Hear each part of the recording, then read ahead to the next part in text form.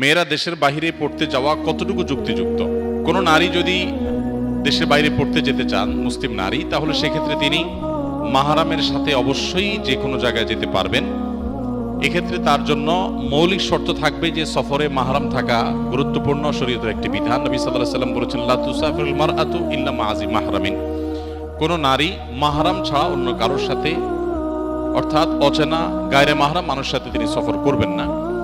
যদিও এক্ষেত্রে কোনো কোনো উলামায়ে কেরামের ভিন্নমত রয়েছে, যদি মহিলাদের সাথে অন্যান্য মহিলাদের দলের মধ্যে সংযুক্ত হয়ে থাকেন, যে তাদের মাহরাম আছে, যে তার সেফটি, নিরাপত্তা, এগুলোর কোনো শঙ্কা থাকবে না, তো কোনো কোনো উলামায়ে কেরাম ক্ষেত্র বিশেষে নিরুপায় হলে তখন জায়েজ বলেন। বাট সাধারণ অবস্থায় মাহরাম সহই সফর করার বিষয়টি গুরুত্বপূর্ণ। মাহরাম দিয়ে আসলেন, নিয়ে আসলেন, এটুকু হলেই হবে। আর যেখানে থাকবেন সেখানে ফিতনা মুক্ত, তার কোনো প্রকার ঈমান, আমল, চরিত্র এগুলো সংকটে পড়ার শঙ্কা নেই বা জোরালো সম্ভাবনা নেই, এরকম হলে সেখানে তিনি অবশ্যই জ্ঞান অর্জন করতে বাহিরে যেতে পারবেন।